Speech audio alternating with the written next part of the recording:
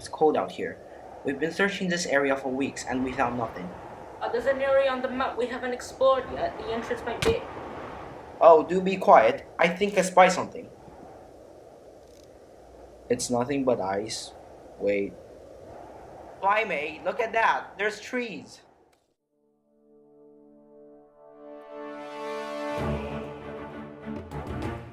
Attention crew. We have spotted land port side. Change course for land and prepare for landing.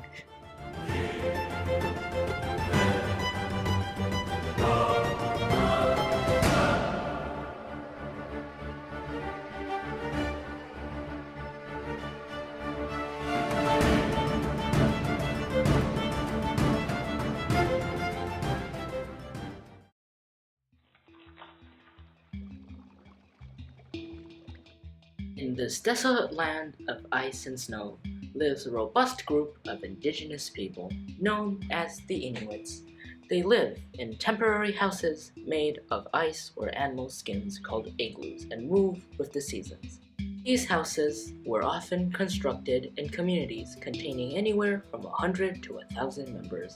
A community lives and hunts together.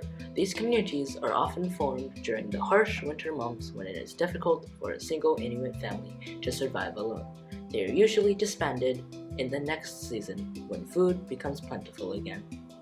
Vegetation can hardly thrive in the extreme cold, so the Inuits turn to the sea for sustenance. The Inuits mainly eat fish, which they hunt with harpoons or cut holes into the ice to fish. The seafood they eat primarily consists of seal and cod and some occasional fishes. The Inuits also hunt equally robust land animals that live in the frigid environment, such as polar bears and musk ox.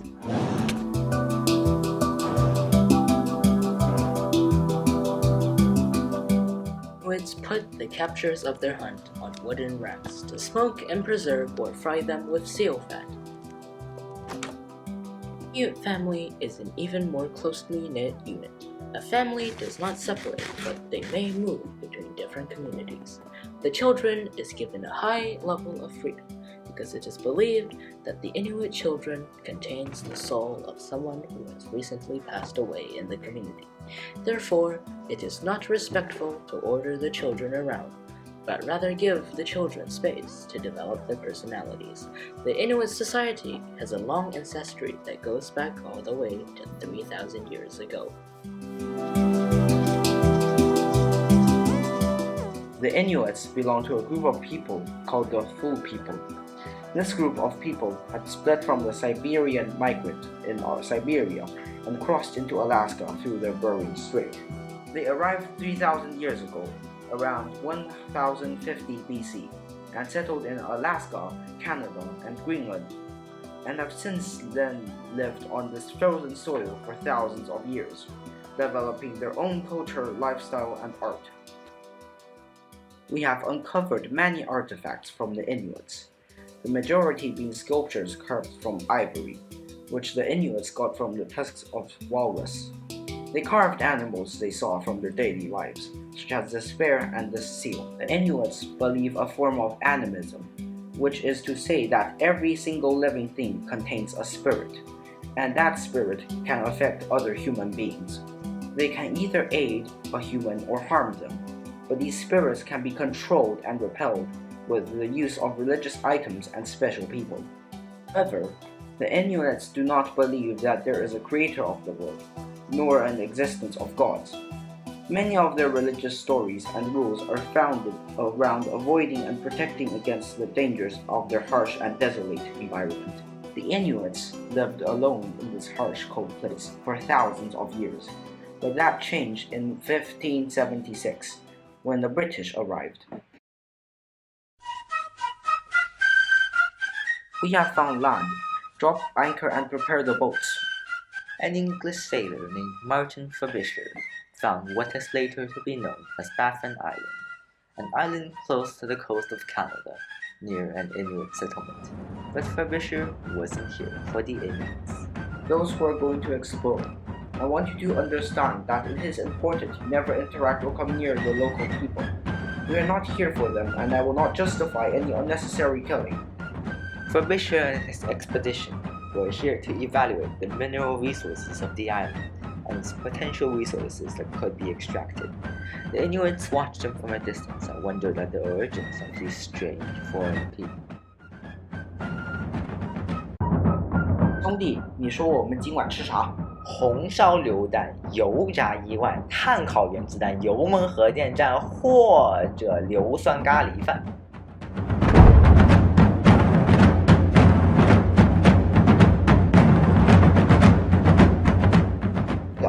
我们可以尝试一下凉拌地雷，听说口感不错。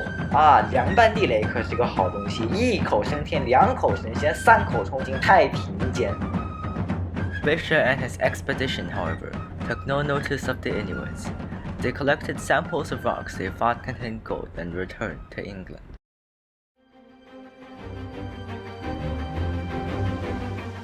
But the peace did not last. With the discovery of this new land came more explorers hoping to discover gold and become rich. English explorer John Knight disappeared on an expedition in Alaska. He was thought to be killed by the natives. The English built dry fishery stations, used to process and package the plentiful fish caught in the oceans near Alaska, along with the Spanish and French. These stations were left without staff in the long winter months, when fish became scarce and the seas became risky. It was during these winter months when the Inuits raided these stations. The stations contained boats and iron equipment, which were of great survival value to the Inuits. They also obtained the iron nails from the fishery structures by setting fires to the fishery buildings. The Europeans were enraged when they returned to find their fisheries looted and destroyed. As revenge, they massacred every Inuit community they came across, resulting in a period of constant fear and turmoil for the Inuits.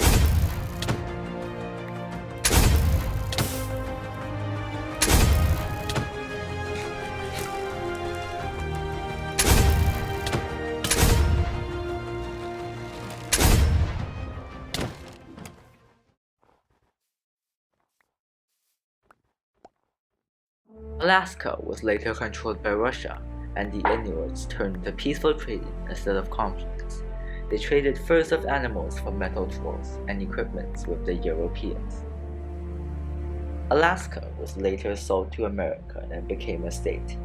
With the recent issue of global warming, the ice in Alaska has been gradually diminishing, reducing the hunting ground and increasing hunting difficulty for those Inuits that still retain their old lifestyle. Following the attempt of the American government to modernize Alaska, most Inuits have now given up their igloos for prefabricated houses, and instead of hunting for food, now work in office jobs. Despite attempts from the government to protect and preserve the cultural heritage of the Inuits, more and more Inuits are gradually embracing a more modern lifestyle. The Inuit culture that has once survived on this hard, cold land for thousands of years is slowly fading into the tides of time. Whether we can preserve this culture or not, only time will tell.